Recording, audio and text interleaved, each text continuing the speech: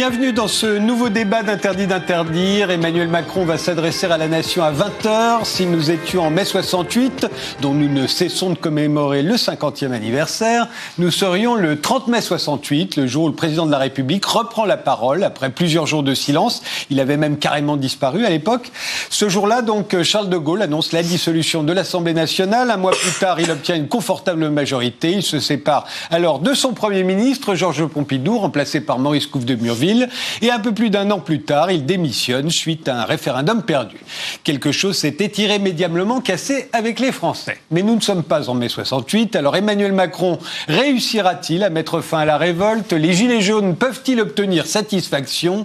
Et le moment que nous vivons représente-t-il quelque chose d'aussi important pour l'avenir que le fut mai 68? Pour en débattre, nous avons invité Étienne Chouard, professeur de droit et d'économie à Marseille. Vous vous êtes fait connaître en militant pour le non au moment du référendum sur Maastricht en 2005. Vous êtes devenu un blogueur célèbre, très présent sur Internet. Votre passage dans Ce soir ou jamais, que j'animais sur France Télévisions, a été vu plus de 39 millions de fois. Vous militez pour une profonde transformation des institutions de la Ve République, grâce à, notamment à... Enfin, pour en faire une démocratie directe, on va dire, hein, pour être simple. Qu'est-ce qui pourrait mettre un terme à la révolte des Gilets jaunes pour vous, Étienne Chouard? Il faut d'abord que les Gilets jaunes règlent leurs problèmes de représentation, comme nous autres citoyens devrions, au niveau de la société aussi, nous devrions réfléchir à la représentation, on en parlera peut-être tout à l'heure. Il faudrait ensuite qu'ils fixent leurs propres revendications, qu'est-ce qu'il y a d'important, et le réduire à peu de choses pour que ce soit plus facile à négocier, parce qu'il y a peu de choses. À mon avis, ils devraient avoir réglé l'urgence, par exemple, en disant TVA à zéro sur les produits de première nécessité, dont voici la liste. Ça, c'est pour l'urgence, parce qu'on crève, quoi, on manque trop d'argent. Et puis pour le reste, il faut instituer notre puissance et on demande le référendum d'initiative populaire, mais dont nous écrivons, nous, disent les Gilets jaunes, dont nous écrivons, nous, les termes. Et on vous demande d'inscrire ce que nous avons écrit dans notre Constitution qui institue notre puissance en toute matière. Et pour arrêter le mouvement, il suffirait de dire oui. Ouais. Alexandre Devecchio, vous êtes journaliste, responsable du Figaro Vox, les pages opinion du Figaro. Vous êtes l'auteur des Nouveaux enfants du siècle, djihadistes identitaires réac, enquête sur une génération fracturée aux éditions du Cerf. C'était paru en 2016. Aujourd'hui, vous rajouteriez Gilets jaunes à la fin. Qu'est-ce qui pourrait mettre un terme pour vous à ce mouvement? Je ne vais pas être si éloigné que ça de ce qui a été dit. Il y a deux solutions. Une première solution technique qui serait effectivement la dissolution de l'Assemblée nationale, mais ça réglerait le problème politique immédiat d'Emmanuel Macron, mais ça réglerait pas le problème sur le long terme. Ça empêcherait peut-être pas les Gilets jaunes d'être de nouveau dans la rue. Alors, ils seraient peut-être plus dans la rue parce qu'il y aurait eu une rupture profonde, mais la réalité, ça réglerait pas le problème. C'est un mouvement qui est opposé finalement à tous les partis politiques et qui est né du discrédit de tous les partis politiques et même de tous les systèmes de représentation. Donc effectivement, le recours au référendum ce serait un panache beaucoup plus grand de la part de Macron. Mais en mai 68, tous les groupuscules, les mouvements étaient en rupture avec tous les partis politiques de l'époque. Aucun ne les représentait. C'est vrai, mais pour le coup, le général de Gaulle avait la main, comme il l'a prouvé, puisqu'il a gagné les élections dans la foulée. Là, je ne suis pas sûr que Macron ait la main. Il pourrait faire un référendum sans forcément démissionner, mais effectivement, je crois qu'on doit aller vers une forme de démocratie plus directe, peut-être pas aussi directe que ce qui a été demandé, mais plus directe. Et je rappelle que les Gilets jaunes sont nés aussi des réseaux sociaux, donc on voit bien qu'il y a une aspiration des citoyens à être représentés, à gouverner, à être souverain. Donc oui, le référendum et la promesse de la création d'un référendum d'initiative populaire, comme ça avait été déjà promis d'ailleurs par de précédents gouvernements, serait une bonne chose. Manuel Cervera-Marzal, vous êtes sociologue, vous enseignez à l'Université d'Aix-en-Provence, vous êtes l'auteur des Nouveaux désobéissants, citoyens ou hors la loi, c'est paru en 2016 au bord de l'eau, et en janvier sortira Post-Vérité, toujours au bord de l'eau. Qu'est-ce qui pourrait arrêter ce mouvement, d'après vous? Moi, je suis allé voir les revendications qui étaient les plus plébiscitées par les Gilets jaunes sur un certain nombre de sites internet ou de pages Facebook, et celle qui arrive en tête, c'est premièrement une augmentation du SMIC et des minima sociaux de 30 à 40%, et deuxièmement, deuxièmement, le rétablissement de l'ISF. Or, ces deux mesures, vous le voyez bien, elles sont plus à gauche que le programme de Jean-Luc Mélenchon. Donc on imagine difficilement Emmanuel Macron, là, dans une heure, nous dire qu'il va rétablir l'ISF. Donc moi, je pense qu'il y aura peut-être une fin des Gilets jaunes d'ici Noël, mais en réalité, on entre dans un cycle de temps long sur plusieurs années qui est véritablement explosif parce que on a une sécession des élites qui concentre toujours plus de pouvoir et de richesse avec un peuple qui est de plus en plus saigné et ça mécaniquement quasiment ça crée de l'explosivité, de la conflictualité. Les Gilets jaunes à mon sens c'est la première mobilisation de ce type-là, mais elle est annonciatrice d'autres modifications. Nelly Garnier, vous avez appartenu à plusieurs cabinets ministériels, vous avez été directrice des études du Parti Les Républicains, vous êtes à présent directrice associée chez Havas Paris. Qu'est-ce qui pourrait mettre un terme à tout ça pour vous ? Ce qui est sûr, c'est que je ne pense pas que dans l'allocution du président de la République ce soir, il y aura une mesure qui sera à même de calmer la révolte des Gilets jaunes. Par contre, ce qui est sûr, c'est que de faire entrer les Gilets jaunes dans la négociation, ça peut être un moyen d'affaiblir le mouvement. Parce que ça va forcer à sortir du bois des gens qui sont finalement très hétérogènes. Et donc, ça va faire ressurgir des divisions, ça va obliger les Gilets jaunes à désigner des porte-paroles et on voit bien qu'aucun porte-parole ne sera considéré comme légitime. Donc ça peut contribuer à amoindrir le mouvement. Après, on a une population qui s'est manifestée à travers les Gilets jaunes, qui était une population qui jusqu'à présent se plaçait en dehors du jeu politique, parce qu'ils avaient abandonné l'idée de rentrer dans le jeu politique par déception, par dégoût, par colère, par indifférence. Maintenant qu'ils ont vu qu'ils pouvaient reprendre avec des codes totalement différents leur place dans le jeu politique, la question c'est comment, à moyen terme, à long terme, tout ça va s'organiser pour peser sur les règles de notre démocratie, c'est-à-dire les futures élections, les futurs mouvements et autres. Et ça, c'est la grande inconnue. C'est vrai que Emmanuel Macron, dans son allocution à partir de 20h, pourrait très bien effectivement annoncer qu'il va dissoudre l'Assemblée nationale. C'est ce qu'avait fait le président de Gaulle en 68. Il peut annoncer qu'il se sépare de son Premier ministre. On se sépare toujours d'un Premier ministre après de ce genre d'événement. C'est le fusil. Ça ne change absolument rien. Mais ça ne changerait pas forcément grand-chose. Si, la dissolution de l'Assemblée nationale, ça veut dire qu'on retourne aux urnes et ça veut dire qu'il prend le risque de perdre la majorité. Cela dit, s'il est en cohabitation, ça lui fait de plus grandes chances d'être réélu à la fin de son mandat. On sait bien qu'après une bonne cohabitation, on est réélu triomphalement, généralement.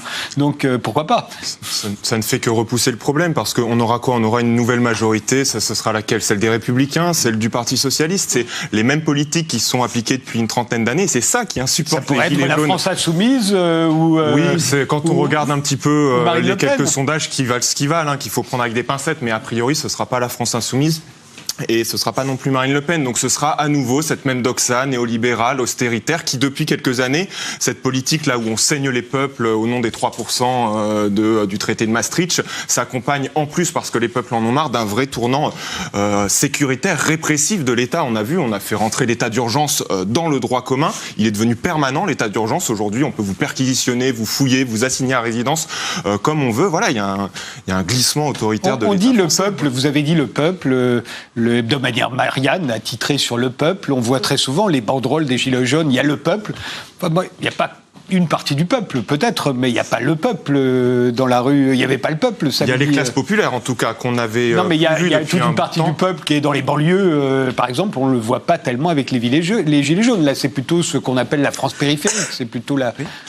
Étienne Chouard ? Il n'y a pas tout le monde, mais il y a des gens qui sont complètement en déni de représentation, ils ne sont pas représentés dans la politique, ils sont très nombreux, ils sont incroyablement maltraités et trahis littéralement par les acteurs politiques. On n'a pas besoin que tout le peuple soit réuni pour signaler un problème politique. Cette partie-là du peuple est extrêmement maltraitée. L'intégralité du peuple n'est pas représentée. Bon, il y a une partie qui souffre particulièrement, qui descend dans la rue et qui représente les autres. Je trouve qu'ils mettent en évidence un problème de représentation centrale dans la soi-disant démocratie, puisqu'on n'est évidemment pas en démocratie. Dans une démocratie... On est dans une démocratie représentative. Oui, mais qui est un oxymore, qui est une escroquerie parlementaire. Dans une oligarchie. Le niveau d'exigence politique sur le mot démocratie monte. Nous parlons de plus en plus grâce à Internet, nous parlons de plus en plus et notre niveau d'exigence grandit. On ne se satisfait plus du mot démocratie représentative. Ça fait 200 ans qu'on se fait littéralement tromper, voler comme au coin du bois par les riches qui prennent tout le pouvoir grâce à l'élection. Donc tout le monde se méfie de l'élection du même coup. Et on s'aperçoit bien que pour changer les choses, il ne faut pas compter sur les élus. Ce n'est pas les élus qui vont changer le système, c'est eux qui l'ont mis en place. Nous avons commis l'erreur, il y a 200 ans, de laisser instituer les règles de la représentation par les représentants. Sieyès était un élu, tous ceux qui ont mis en place, qui faisaient partie de la Constituante, étaient des élus.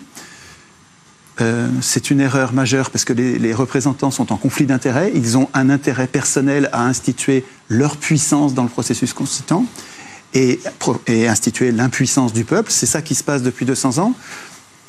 Pendant 200 ans, on ne s'en est pas rendu compte. Là, on commence à s'en apercevoir et donc on prend le mal à la racine et on se dit qu'il faut qu'on écrive nous-mêmes les institutions. La représentation devrait être réglée par les représentés et pas par les représentants. Et c'est très étonnant, comme chez les Gilets jaunes. J'étais hier sur un péage, avant-hier sur un rond-point. C'est enthousiasmant. Ces gens-là ont un problème, un fichu problème de représentants, le même que tous les citoyens ont. Nous avons le même problème que eux ont. Et ils sont en train de refuser, ils commencent par refuser la représentation tant que les règles de la représentation ne sont pas fixées. Ils ont du mal à la fixer parce que ils sont sur des ronds-points où il y a un bruit épouvantable. C'est difficile de parler sur un péage où tout le monde klaxonne. Et les klaxons de camions, ça fait un barouf du diable. Mais ils se mettent à l'écart pour y réfléchir. Et je pense que c'est exemplaire ce qu'ils sont en train de vivre. Il va falloir qu'ils partent d'une méfiance de la représentation. Je trouve ça très sain. Et il va falloir qu'ils règlent les problèmes de savoir comment on désigne nos représentants. Pour quel mandat? Comment on va les contrôler quand ils vont négocier? Est-ce qu'ils vont négocier pour prendre les décisions à notre place?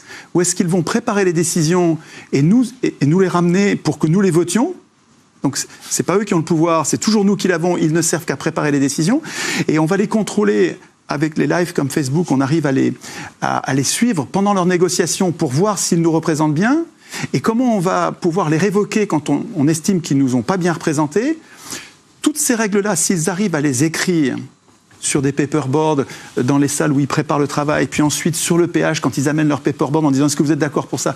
Quand ils vont établir les règles de la représentation, ils sont exemplaires, ils font quelque chose que nous devrions tous faire. Nous avons abandonné depuis 200 ans cette réflexion constituante sur la qualité de la représentation, sur la définition des termes de la représentation. Les Gilets jaunes sont en train, je ne sais pas si vous avez vu, dans leurs revendications, il y a le référendum d'initiative populaire qui n'est pas un sujet législatif comme tous les autres, qui est un sujet constituant. Et je pense que dans la foulée de cette réflexion sur le processus constituant, ils vont dire mais il faut aussi qu'on réfléchisse sur les médias, sur le 4e, 5e pouvoir par rapport au législatif, exécutif, judiciaire. Il faut qu'on institue le pouvoir médiatique et bancaire, mais un référendum d'initiative populaire va avoir besoin d'une opinion éclairée. Donc on va avoir besoin de médias, je fais vite pour ne pas prendre trop la parole, donc je déparle, pardon, mais on va avoir besoin pour que l'opinion soit bien éclairée de médias qui soient indépendants, et donc il va falloir constitué aussi sur les médias. Je pense que ce processus qui a lieu et que je vois concrètement chez des gens très simples, sur les ronds-points, surtout les péages, c'est très spectaculaire. Ça va déboucher sur une activité constituante. Et ça, je trouve ça inédit dans l'histoire des hommes. C'est les réseaux sociaux qui permettent de faire monter le niveau politique, d'exigence politique. Ça va très vite. Vous avez vu tout ça, Nelly Garnier? Il faut y aller sur les ronds-points. Vas-y. Écoutez, moi, j'ai trouvé, il y a quelque chose que j'ai trouvé très intéressant ce week-end, c'était une interview de Pierre Rosanvallon dans Le Monde, qui disait finalement, on s'est habitué à regarder l'électorat selon des catégories sociodémographiques, catégories socioprofessionnelles, et il a dit, pour mesurer ce qui se passe politiquement dans le pays, il faudrait des nouveaux indicateurs, qui seraient des indicateurs de mépris et de dignité, des indicateurs d'appréhension des fantasmes et des peurs, et c'est aussi pour ça que moi-même, je dis, je suis une urbaine, je suis probablement sur des catégories de CSP+, et je dis, je pense que ces mouvements d'insécurité que l'on vit par rapport à une société ouverte, il traverse très largement la société indépendamment des pures catégories socio-professionnelles, des territoires d'habitation. La France périphérique n'est pas totalement opposée aux métropoles. Il y a dans plein, et d'ailleurs on le voit dans le mouvement de soutien aux Gilets jaunes, ça traverse toute la société française. Bon, tout ça, c'est pour... Vous parlez d'insécurité. Moi, j'ai plus l'impression que c'est un sentiment d'injustice qui... Dans l'insécurité, je parle aussi d'insécurité culturelle, d'insécurité sociale qu'on peut vivre et qui traverse toutes les couches de la population. Bon, on a cette base qu'on n'a pas l'habitude d'appréhender chez les Gilets jaunes. Je pense que la grande erreur que va faire Emmanuel Macron, et je ne sais pas si les propos qui ont été rapportés dans le JDD sont vrais, c'est de penser que par rapport à ça, il va falloir donner des preuves d'amour, comme il l'a dit, des preuves d'amour social, ou d'aller dire aux Français qu'il les aime comme ses enfants, avec cette attitude paternaliste qui est quand même caractéristique de son mandat depuis qu'il a commencé, qui, je pense, au contraire, a nourri la révolte. Bon, après, je pense qu'il y a une deuxième erreur, et je ne suis pas totalement d'accord avec vous, qui est de penser qu'il faut que ça débouche sur que le vrai sujet, c'est une réforme des institutions. Et moi, j'ai vu des dépêches AFP tomber cet après-midi qui disaient qu'il y avait plein de choses qui étaient en cours, et probablement dans les annonces de ce soir, il y aura des choses en termes de réforme des institutions pour plus de démocratie directe. Moi, je pense que les gens, c'est assez symptomatique, ils ont dit il faut revenir au vrai débat, il faut parler très simplement, c'était très complexe. Et moi, ce qui me marque, c'est qu'on a un mouvement en France qui s'est manifesté sous différentes formes dans beaucoup de pays du monde. C'est cette révolte d'une base populaire, c'est ce qui a conduit au Brexit, c'est ce qui a conduit à l'émergence de démocraties qu'on peut appeler plus ou moins illibérales, ou en tout cas de Salvini en Italie, c'est ce qui a pu aussi porter un mouvement comme celui de Donald Trump. Et à chaque fois, ça s'est pas fait sur des choses très complexes d'institutions, ça s'est pas fait sur des choses très complexes de mesures économiques, ça s'est fait en revenant à des questions très basiques. Est-ce qu'un État a le droit de contrôler ses frontières, oui ou non? Est-ce que être dans l'Europe, ça nous apporte plus d'avantages ou plus d'inconvénients, oui ou non? Est-ce qu'un État a le droit de se dire qu'on a beau être dans une économie ouverte, on peut faire passer ses intérêts économiques nationaux en premier? Et moi, je pense que ce qui peut sauver les Gilets jaunes, c'est surtout pas de s'engouffrer dans des propositions. Et moi, je vous entends, et je suis assez pro-Gilets jaunes, et je pense que vous l'êtes aussi. Et pourtant, quand je vous vois partir sur des choses de référendum. Enfin, le référendum, c'est un peu différent. C'est mais ça, en tout cas, l'institution. sur ces réformes d'institutions, je me dis, oh là là, c'est l'extrême gauche qui revient à la charge. Et je voyais, j'ai cette espèce de pulsion de repli. Et eux, ils peuvent se dire, voilà, c'est la droite qui revient. Voilà. Et donc, je pense que effectivement, ce qui peut sauver les Gilets jaunes, c'est de revenir à nos grands débats très simples de pourquoi est-ce qu'on est une nation et qu'est-ce qu'on a le droit d'exiger quand on est une nation. Alors, Manuel Savera-Marsal, vous, j'imagine que c'est pas du tout ce que vous voulez. Avec tout le respect que j'ai pour vous, on se connaît pas, mais vous nous parlez d'insécurité, vous nous parlez d'identité. En fait, là, vous plaquez vos propres obsessions politiques, et j'en ai aussi, c'est pas mal. Mais C'est ce qu'il y a bien avec les Gilets jaunes. Tout le monde peut y plaquer ce qu'il veut. Sauf que je vais expliquer pourquoi. La question identitaire qui a été amenée à l'agenda politique et médiatique il y a déjà 25 ans de ça par le Front National, et que petit à petit, à droite on l'a repris, au centre on l'a repris, même Valls, le PS, etc.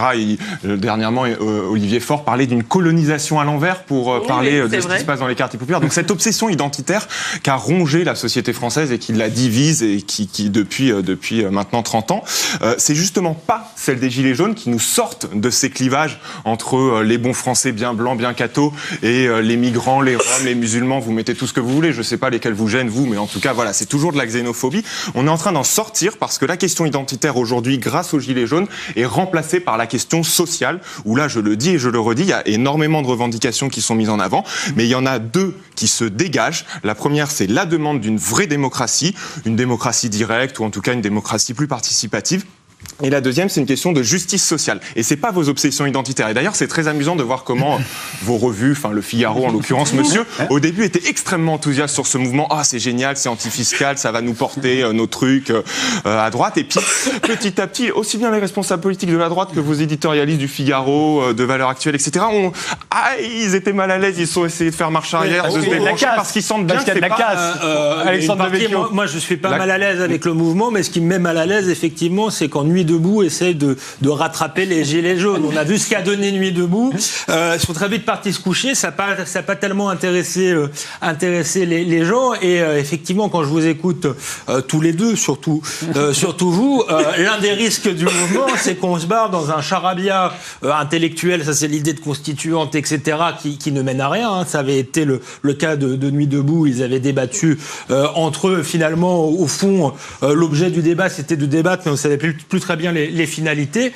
Et le reste, c'est de faire du gauchisme et culturel et économique. Moi, je suis pas du tout sûr que ce soit la volonté majoritaire des Gilets jaunes. Il y a eu des propositions des Gilets jaunes. Elles étaient beaucoup plus complexes que ça. Elles étaient antifiscales. Il y avait des propositions sur l'immigration. Souvenez-vous, très fermes sur l'intégration. Donc là, on voit que le mouvement est phagocyté, récupéré par une partie de l'extrême gauche, mais je suis pas sûr que ce soit ça dans les profondeurs. Après moi, sur la démocratie directe, je me méfie de l'idée de débattre, de faire une constituante, etc. Je suis favorable à un référendum d'initiative populaire. Je pense que c'est une bonne chose. Du reste, ça existe dans d'autres pays. Regardez la Suisse, d'ailleurs, qui au début du mouvement votait tranquillement sur un certain nombre de propositions. Je pense qu'aujourd'hui, ça va être faisable, notamment avec les réseaux sociaux. Donc là-dessus, on se rejoint. Et ensuite, je pense que la crise prend cette tournure-là en France par rapport aux autres pays, c'est effectivement un autre visage de ce à quoi on assiste sur le plan mondial et qui n'est pas du tout une révolution bolchevique, je caricature un peu, mais qui est effectivement la victoire de Donald Trump, celle de Viktor Orban, celle de Salvini en Italie, le Brexit au Royaume-Uni. Seulement en France, ça ne peut pas se faire puisque l'opposition populiste, entre guillemets, même si j'aime pas ce terme, l'opposition illibérale est aujourd'hui pas à la hauteur, on l'a vu.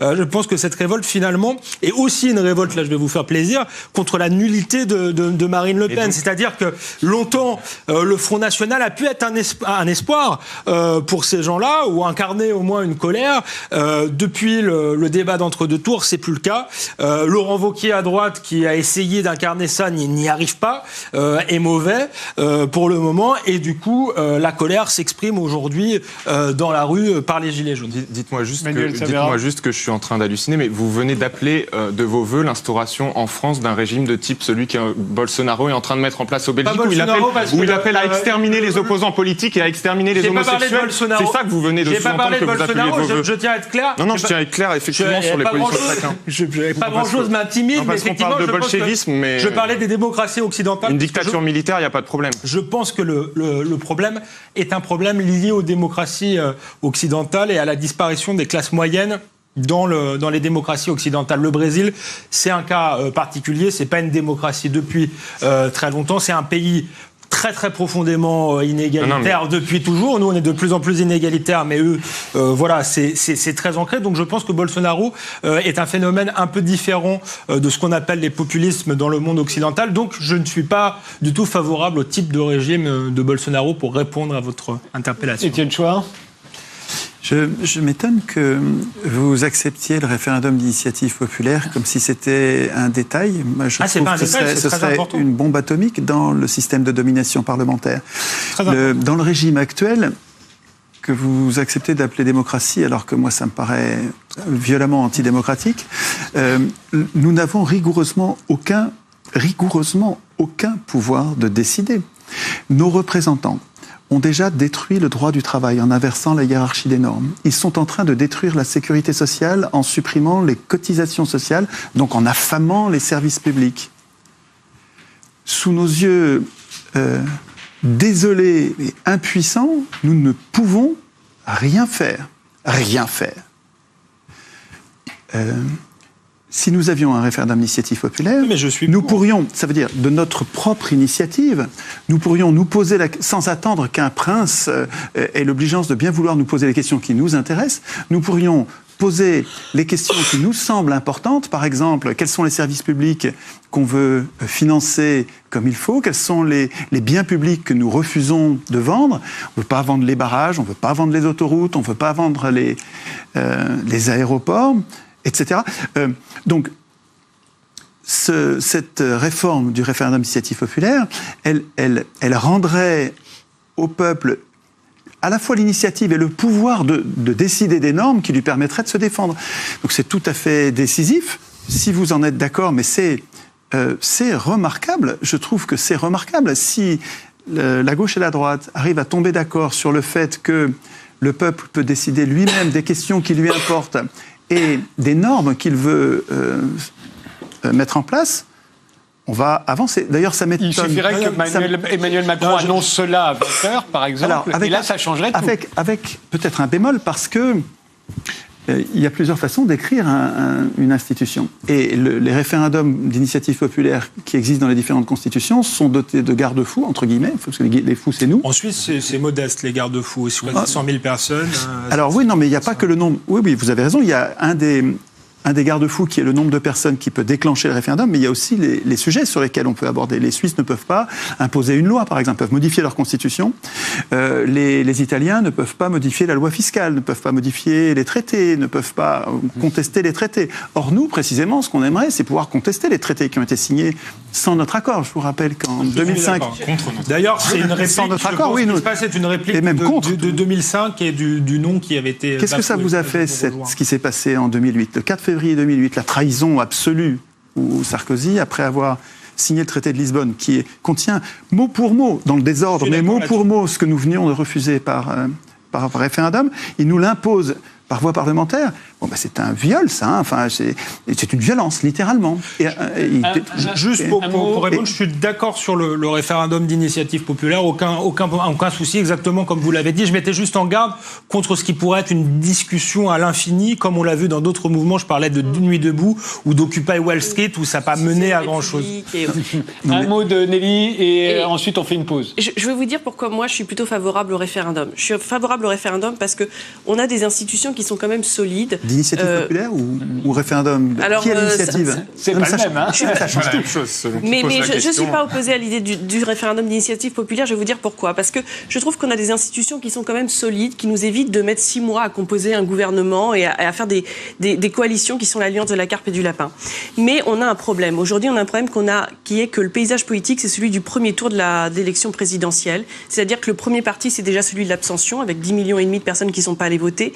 Et ensuite, 4 forces égales qui sont à égalité et qui n'ont rien à voir ensemble. Ça fait que la personne qui est au pouvoir et qui est portée par notre dynamique institutionnelle pour avoir une forte majorité, c'est une personne qui ne représente qu'une petite majorité, une toute petite minorité de la population.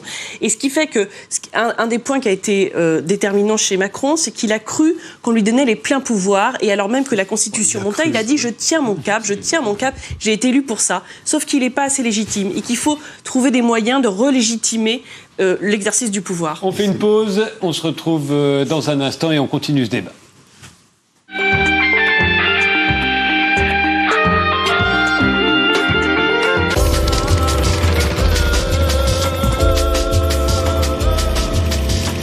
Loïc et Geoffroy, 2 frères animés par leur passion pour l'eau, ont décidé d'emprunter les routes de la soie sur les traces des premiers échanges entre les civilisations. En 4 mois, de la Chine à Paris, ils parcourent sur leur sidecar plus de 15 000 km à travers l'Asie centrale et l'Asie mineure pour revivre l'évolution du commerce mondial et son impact sur la ressource en eau.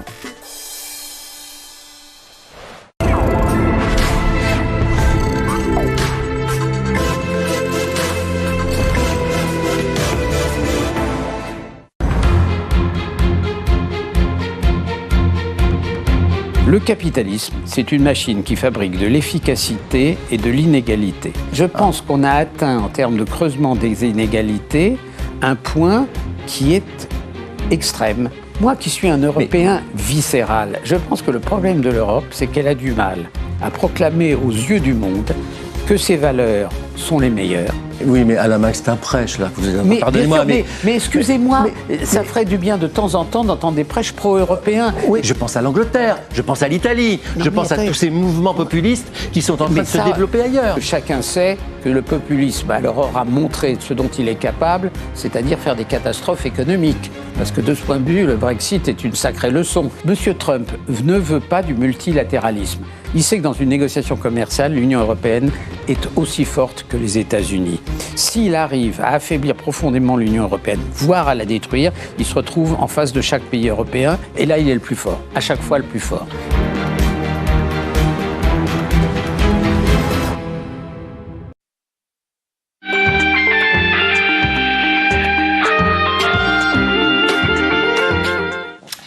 demi-heure avant le discours d'Emmanuel Macron qui va s'adresser à la nation. J'ai autour de moi Étienne Chouard, Alexandre Devecchio, Manuel Cervera-Marzal et Nelly Garnier. Je propose de revivre la journée de samedi dernier, ce qu'on a appelé l'acte 4 du mouvement des Gilets jaunes, vu par RT. Regardez. 89 000 forces de l'ordre déployées sur tout le territoire, 8 000 rien qu'à Paris. Certains quartiers de la capitale sont complètement calfeutrés. De nombreux monuments et magasins sont fermés au public et aux touristes aujourd'hui. C'est le cas de la Tour Eiffel, du musée du Louvre ou bien des grands magasins. Fermeture également de 36 stations de métro. Nous, ce qu'on veut, c'est mettre des gens à l'Élysée, des gens qui soient sensés, qui soient citoyens, un peu comme Coluche-Balavoine. Des gens qui veulent vraiment un bel avenir pour la France. À Marseille, manifestation dans le calme, près de 2000 personnes, vous le voyez, qui ont défilé sur la Canebière avant de rejoindre la préfecture de région.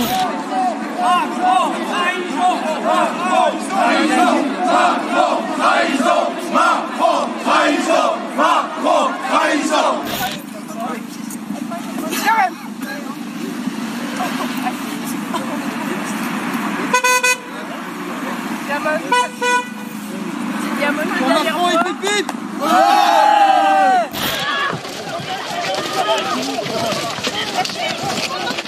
Il a jeté lui, hein.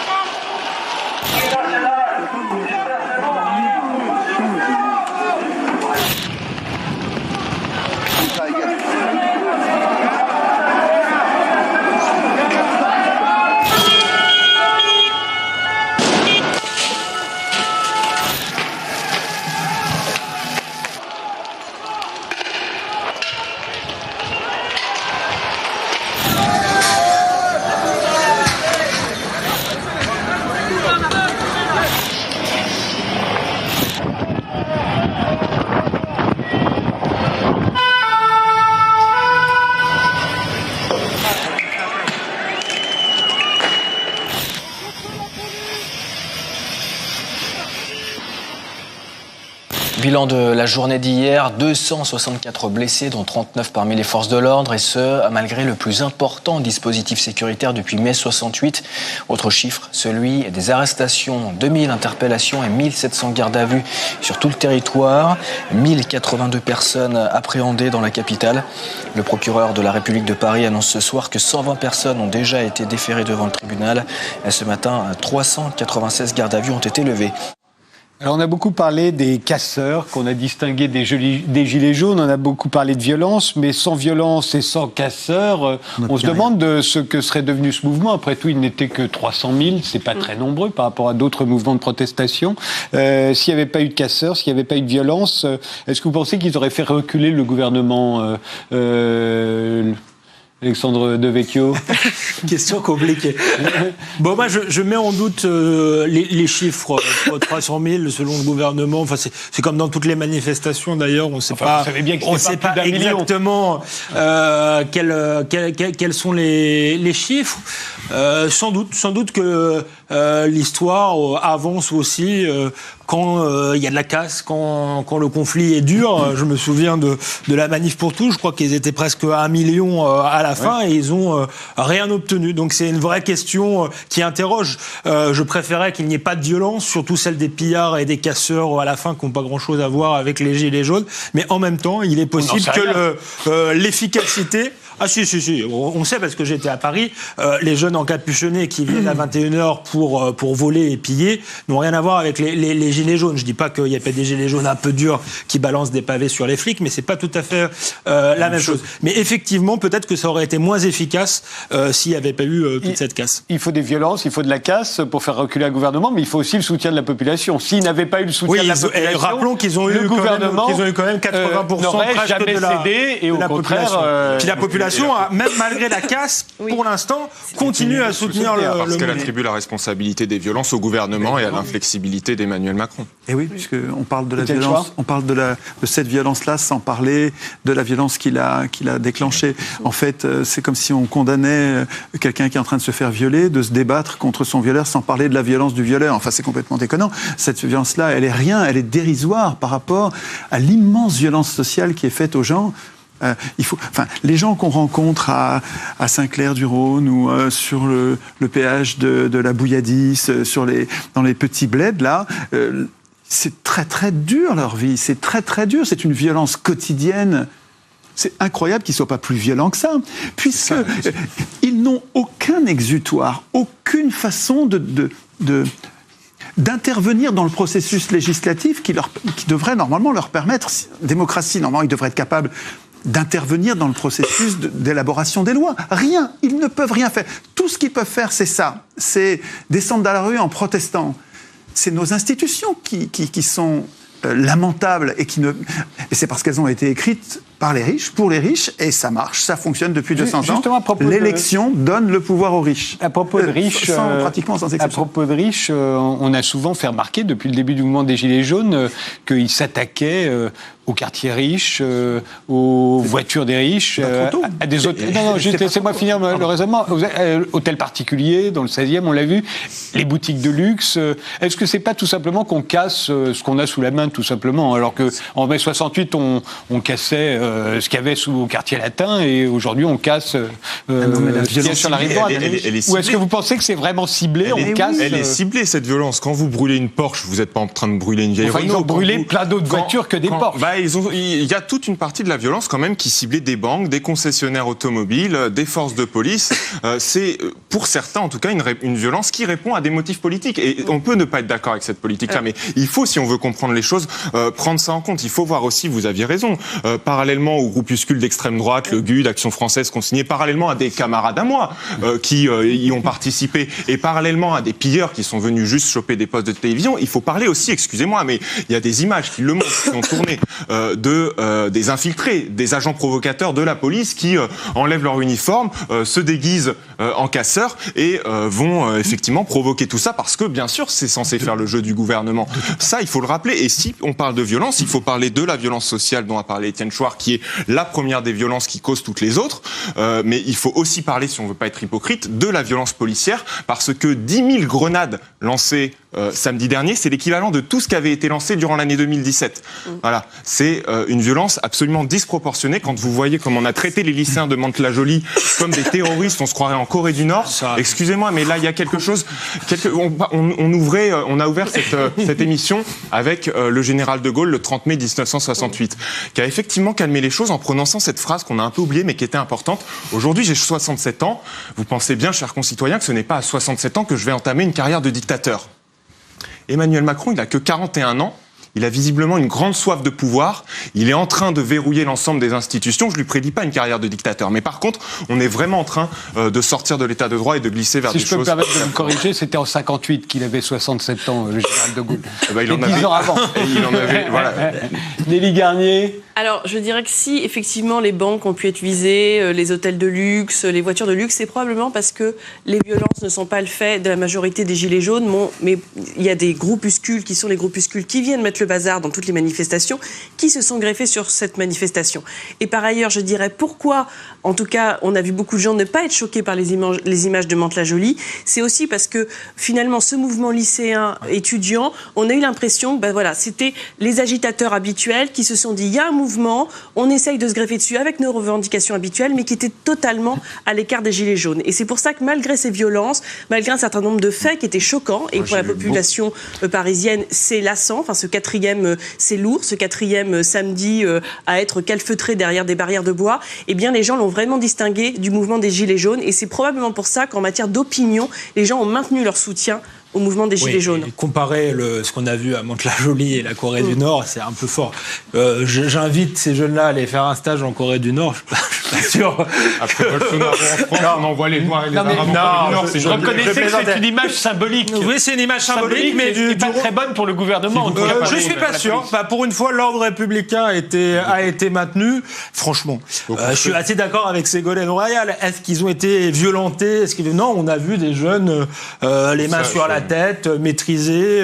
Voilà, donc moi je trouve que ça fait partie, je crois, aussi des aspirations de la société, avoir un état de droit qui est respecté, notamment dans certains quartiers. Après, je reviens sur la violence, justement. On en fait beaucoup sur la violence des Gilets jaunes, mais il faut se souvenir qu'à Villiers-le-Bel, il y a 8 ans, je crois, mais il y aurait d'autres exemples, on tirait pour le coup à balles réelles sur des policiers, et dans une forme malgré tout d'indifférence générale. L'État, les médias sont moins préoccupés quand ça brûle du côté des classes populaires, quand ça casse, quand ça tue parfois, parce que les émeutes de 2005, moi j'habitais à Épinay, il y a eu des morts, il y a eu un mort à Épinay notamment, il faut le rappeler, et là il y avait une forme d'indifférence, voire de très très grande bienveillance vis-à-vis de cette violence-là, et voilà, et je trouve que... En revanche, il y a eu... et pas de soutien du tout de la population. Et donc là, on a les choses un peu inversées, la dramatisation du pouvoir et une population qui est très tolérante malgré tout. En revanche, j'ai vu monter une indignation, mais spécialement dans les médias, suite aux dégradations sur l'Arc de Triomphe. Alors peut-être que c'était à cause du centenaire de la guerre de 14, mais tout à coup, on a vu dans les médias des gens dire, s'en prendre à l'Arc de Triomphe, là où il y a la tombe du soldat inconnu, etc. On n'aurait jamais entendu ça en mai 68. C'est vrai. Alors que les anciens de 14 étaient encore vivants. Ce qui est beaucoup plus drôle, moi je pense que c'était une profanation, et effectivement c'est le lendemain il n'y avait plus rien, que c'est d'anciens 68ards qui aujourd'hui sont quand même le parti du pouvoir et de l'ordre. Et je suis quand même sidéré de voir Daniel Cohn-Bendit, Romain Goupil, pour ne pas les citer, Serge July faire la morale aux Gilets jaunes et défendre. On voit qu'on est un peu dans une contre-révolution d'une certaine manière. C'est le cycle 68ard, avec ceux qui criaient autrefois il est interdit d'interdire, mais qui sont aujourd'hui les gens qui sont au pouvoir et qui ont imposé leur vision du monde. Eh bien c'est eux, je crois aussi, que contestent aujourd'hui les Gilets jaunes, et d'ailleurs ils sont visés puisque voilà, ils ont un réflexe de survie et d'ordre tout d'un coup.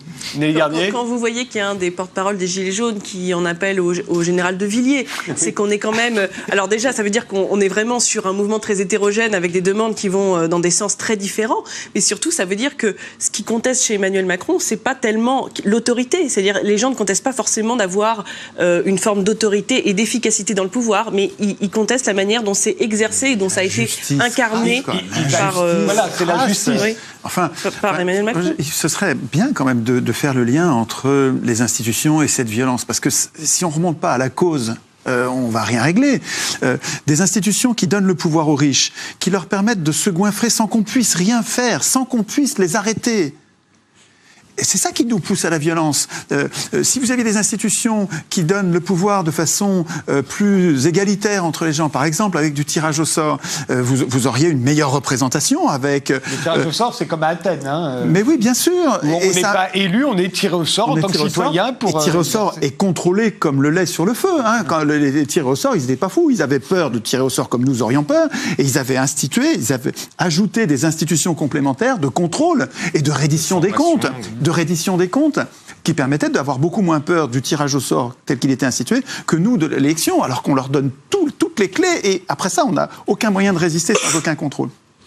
Mais ce que je veux dire, c'est que si on ne prend pas le problème à la racine, en changeant les institutions qui organisent notre dépossession politique, et le monopole du politique par les plus riches, parce que c'est eux qui ont les moyens d'aider un candidat à gagner les élections, parce que c'est ça qui est décisif, notre procédure, l'élection, le faux suffrage universel qui consiste à désigner des maîtres parmi des gens qu'on n'a pas choisis et qu'on peut aider. Mais si on peut les aider, c'est un enfant comprend que celui qui a les moyens d'aider, donc le plus riche, il va gagner l'élection. Mais c'est ça qui se passe depuis 200 ans. Depuis 200 ans, l'élection donne le pouvoir aux riches parce que les riches ont les moyens d'aider un candidat.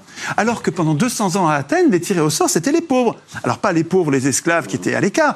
Parmi les citoyens, c'était les citoyens les plus pauvres qui dirigeaient. C'est normal puisque c'était les plus nombreux. Donc mais oui, le tirage au au sort. Et qui n'en ont pas profité pour dépouiller les riches. Il n'y avait que les riches qui payaient l'impôt. Les pauvres ne payaient pas d'impôt. À Athènes, il n'y a que les riches qui payaient l'impôt, mais on ne les dépossédait pas.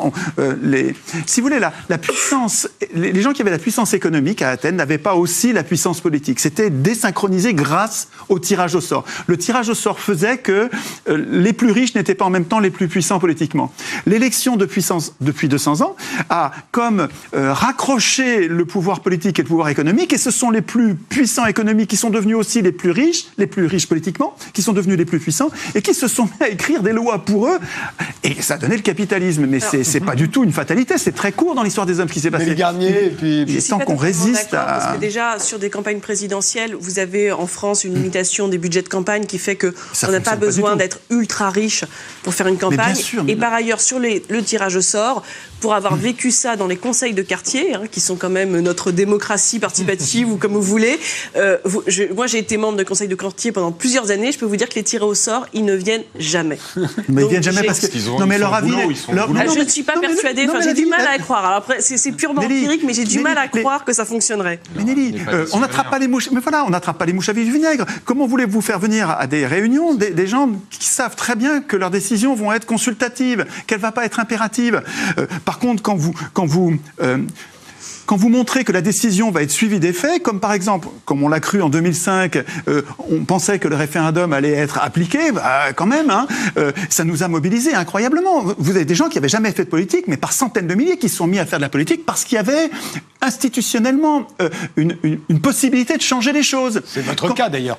Oui, bien sûr, voilà, mais j'étais pas tout, on était des milliers.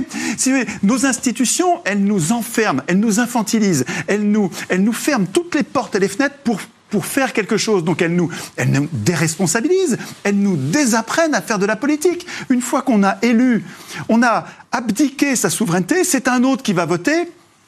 En fait, à l'école, on nous conduit à confondre élire et voter. On dit élire, voter, c'est pareil, l'élection, c'est la démocratie, mais pas du tout. L'élection, c'est l'abdication. On renonce à voter, c'est un autre qui votera à notre place. La démocratie, ça devrait être, c'est nous qui votons nos lois.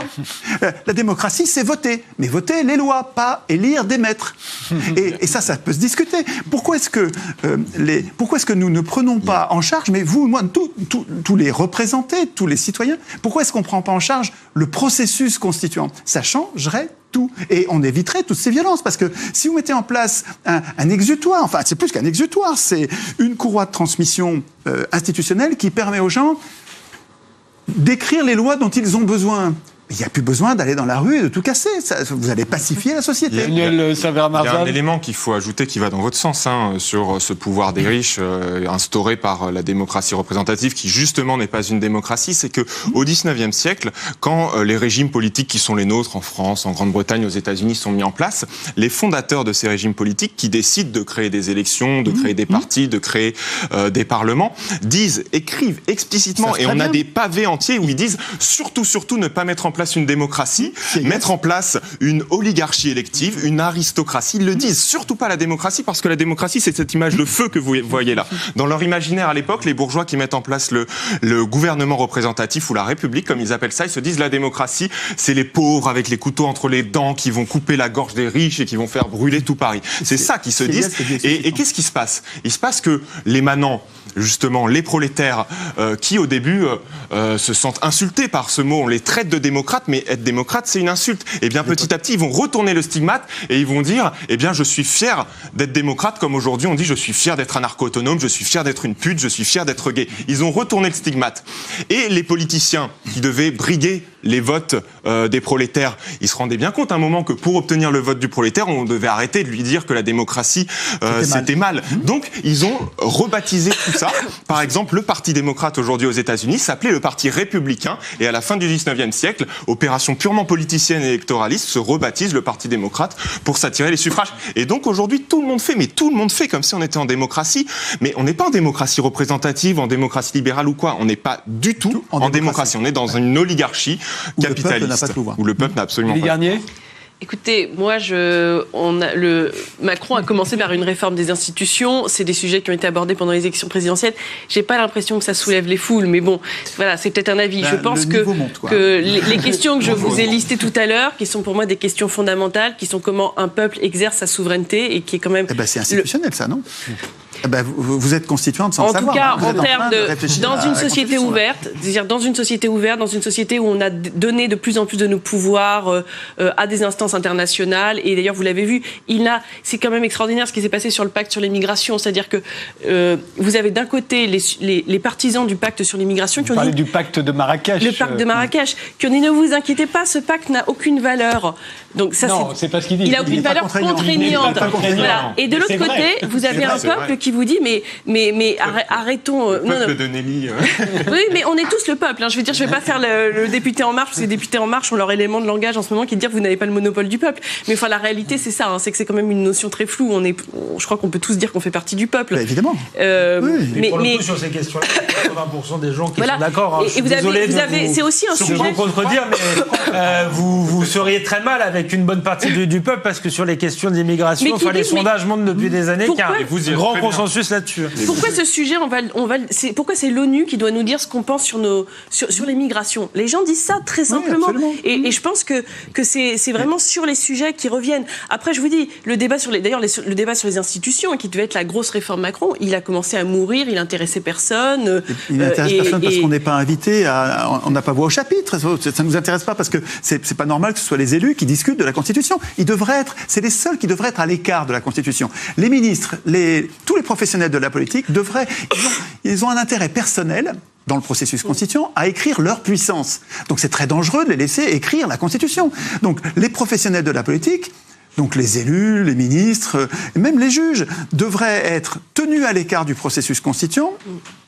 Et c'est les autres qui devraient l'écrire. Alors quand on les voit en train de modifier la Constitution, c'est comme un joueur de poker qui changerait les règles tout seul. Enfin, il faudrait déprofessionnaliser la politique. C'est pas normal que ce soit ces gens qui votent pour leur propre salaire. Il nous reste 5 minutes. Je vais les partager entre vous quatre pour une conclusion très provisoire, puisque je rappelle, dans quelques minutes, le président de la République s'adressera à la nation. Qu'est-ce que vous souhaitez, au fond, Alexandre Devecchio, là ? Que ça s'arrête, que ça continue, que... Je pense que qu'il n'aille pas signer le pacte de Marrakech. L'enjeu, ce serait déjà une bonne chose. Notez que au moment où il y a eu une crise de la démocratie, ce pacte est quand même signé quasiment en catimini. On en parle aujourd'hui à cause des réseaux sociaux. Parce qu'il n'avait aucune importance, c'est surtout pour ça, je crois. Pas tant que ça. Il y a quand même des choses qui vont être mises en place concrètement et ça donne un signal qui est quand même intéressant. Mais non, je crois que l'enjeu, c'est est-ce qu'on continue ou est-ce qu'on arrête finalement avec la politique des 40 dernières années, qui est une politique d'ajustement à la mondialisation. Je pense que c'est ce que disent aujourd'hui les Gilets jaunes. Arrêtez avec votre pédagogie. On a très bien compris, on a fait notre diagnostic, ce système ne marche pas et il faut une rupture claire. Et je pense que Emmanuel Macron doit faire sentir qu'il a compris cela, qu'il est pas seulement le président des 23% qui l'ont élu, mais de tous les Français, et que maintenant, il va pas seulement travailler pour les premiers de cordée, mais il va aussi apporter des protections au reste de la population qui est majoritaire. S'il y avait une telle rupture, ce serait aussi important que mai 68, qui en son temps a joué mais je pense qu'elle va avoir lieu un jeu de pivot comme ça. Exactement, je pense qu'elle est en train d'avoir lieu partout dans les démocraties occidentales, si on continue à les appeler comme ça, qui vont devenir de plus en plus illibérales. Mais ça se fera peut-être pas par Macron ce soir, mais c'est dans le sens effectivement de l'histoire. Mai 68 a gagné en 80. Exactement. Nelly Garnier. Écoutez, moi je pense que... Alors je vais reprendre... Gérald Darmanin a fait une maladresse sur ses restaurants à 200 €, mais du coup ça a fait passer inaperçu une expression que je trouvais intéressante. Il a dit attention au Brexit intérieur, et je suis assez d'accord avec lui. Je pense que la menace qu'on a aujourd'hui, c'est un Brexit intérieur. Donc moi ce que je souhaite, c'est que tout soit mis en œuvre pour maintenir l'unité nationale, et je crois que c'est quelque chose que Emmanuel Macron n'a pas compris. Au soir du premier tour, alors on nous a beaucoup parlé du Fouquet's, mais je crois crois qu'au soir du premier tour, malgré tout, la rotonde, c'était une erreur fondamentale parce que on était au soir où on voyait une France fracturée comme jamais et il aurait dû tout mettre en œuvre pour se dire je dois être le garant de l'unité nationale. Donc aujourd'hui, c'est la responsabilité qui lui incombe. Mais pourquoi la rotonde ? La rotonde, c'était là où Modigliani venait voir de l'accent. On aurait dû être dans une période de gravité, on aurait eu dans une période de rassemblement et on a eu cette petite minorité qui venait de se dire finalement, face à un second tour contre le Front National, je suis déjà élu et je fais déjà la fête et je suis déjà heureux de ma victoire, alors que l'heure aurait dû être à la gravité et l'heure aurait dû être à tout faire en sorte pour maintenir cette unité nationale. Manuel Savermet. Oui, on a beaucoup entendu, à commencer par le gouvernement ces dernières semaines, une opposition entre le mouvement écologique et le mouvement des Gilets jaunes, entre l'urgence climatique et l'urgence sociale. Moi, s'il y a un mot que j'ai à dire, c'est que, en fait, ces deux mouvements se battent contre le même ennemi. Cet ennemi, il a un nom simple, il s'appelle le capitalisme, et je vais vous expliquer pourquoi en un seul point. Les 1% les plus riches de la planète, aujourd'hui, possèdent 50% des richesses de la surface du globe. Et ces mêmes 1%, parmi les entreprises qui possèdent, ils sont responsables de 70% des émissions des gaz à effet de serre. Donc, ce sont les mêmes qui concentrent toutes les richesses et qui sont les premiers responsables de la crise climatique qu'on est en train de vivre. Et donc, c'est contre eux que les Gilets jaunes et tous ceux qui se sentent écologistes aujourd'hui ont à se battre contre Mais si vous prenez à l'échelle de la planète, les Français, Gilets jaunes compris, sont parmi les plus gros pollueurs et les plus riches de la planète. Et c'est donc contre eux que se passe aussi la révolution. Les premières victimes du réchauffement climatique, c'est des peuples indigènes en Amérique latine, c'est des pauvres. Et ici aussi, les premières victimes, c'est les pauvres, ceux qui souffrent des particules fines parce qu'ils sont dans les mauvais quartiers, dans les mauvais coins, là où le vent souffle et amène la pollution. C'est les pauvres aussi. Les pauvres sont ceux qui polluent le moins et ceux qui pâtissent le plus pourtant du réchauffement climatique. Étienne Chouard, il vous reste 1 minute 20. Moi, ce que j'observe dans les péages, par exemple à Saint-Clair-du-Rhône, c'est une mutation. Ils font des ateliers constituants. Et ça, je trouve que c'est révolutionnaire. C'est même évolutionnaire, parce que révolution, on revient au point de départ. Là, il y a une modification structurelle de l'exigence de la base qui me donne plein d'espoir. Je vois quelque chose sur quoi je travaille depuis plus de 10 ans et qui se passe. Je ne pensais pas voir ça de mon vivant. C'est absolument enthousiasmant de voir les gens prendre leurs problèmes à la racine, meurtris par des problèmes superficiels, mais très douloureux. Trop d'impôts, pas assez de salaires, les services publics qui disparaissent. Donc, jetés dans la rue par cette souffrance au niveau législatif, par des décisions législatives scandaleuses, ils arrivent déjà, au bout d'une semaine, 15 jours de mouvement, ils arrivent à se hisser au niveau constituant, c'est-à-dire au niveau au-dessus. C'est-à-dire qu'ils ont repéré la cause de leur souffrance, qui est leur impuissance politique, et ils sont déjà en train de s'occuper de la cause de leurs problèmes. Je ne vois pas de meilleure façon de régler le problème que d'être radical, c'est-à-dire de prendre le problème à la racine. Et je souhaite que ça continue. C'est-à-dire qu'ils se jettent pas à Paris pour se friter avec les CRS. Encore que c'est bien de garder de la pression un peu. Il y a une espèce de complémentarité des luttes entre la violence et la non-violence. Mais c'est l'aspect non-violent constituant, c'est-à-dire prenant le mal à la racine, qui me paraît le plus prometteur et qu'il faudrait protéger et répandre d'un rond-point à l'autre, d'un péage à l'autre. Je vous remercie tous les 4 d'avoir participé à cette émission. Et bien, dans quelques minutes, le président de la République, Emmanuel Macron, s'adressera à la nation et on verra bien ce qui va suivre. Merci à vous.